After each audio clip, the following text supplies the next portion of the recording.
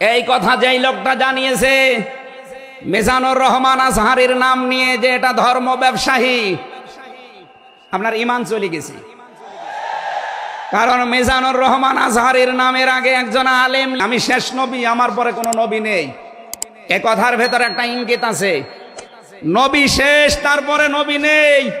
অথচ আদম নবী থেকে শুরু করে হযরত ঈসা নবী পর্যন্ত আমরা দেখেছি এক নবী শেষ হওয়ার পরে আর এক নবীর উপরে এ দায়িত্ব। আমি থাকবো না, কিন্তু আলেম থাকবে, এরাই আমার ওয়ারিস, এরাই আমার স্থলাভিষিক্ত। নবীর উপরে কথা বললে যেমন আমল আখলাক আল্লাহ নষ্ট করে দেয়, আলেমদের বিরুদ্ধে, আলেমদের উপরে কারো যদি কথা যায় তার পেছনের আল্লাহ সব নষ্ট করে। মাঝে মাঝে দাদারা এসে আপনাদের কান পড়া দিয়ে যায়, আর আপনারা তখন উল্টা পাল্টা কথা বলতে থাকেন।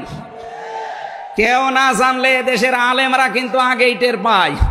যা কথা বলবে না কেন, কারো কান পড়ায় কান দিয়ে সীমা লঙ্ঘন করবেন না। আমি আশা করি কি বোঝাতে চাই আপনি বুঝেছেন।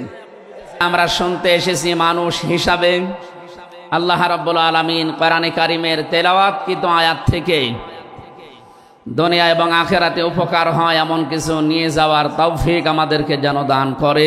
যদিও 15.5 বছরে আমাদেরকে জীবিত মানুষদের কোরআন শোনানো থেকে বিরত রেখেছিল ফ্যাসিস্টরা।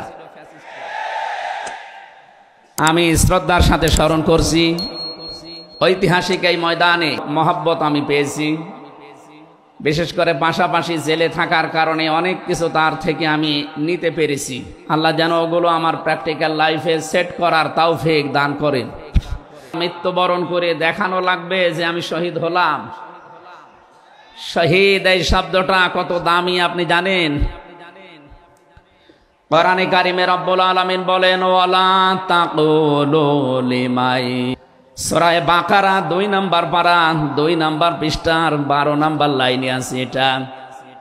আল্লাহ বলেন, মুখ দিয়ে বলবা না যারা আমি আল্লাহর জন্য শহীদ হয়েছে, তাদের মরে গেছে, মৃত্যুবরণ করেছে।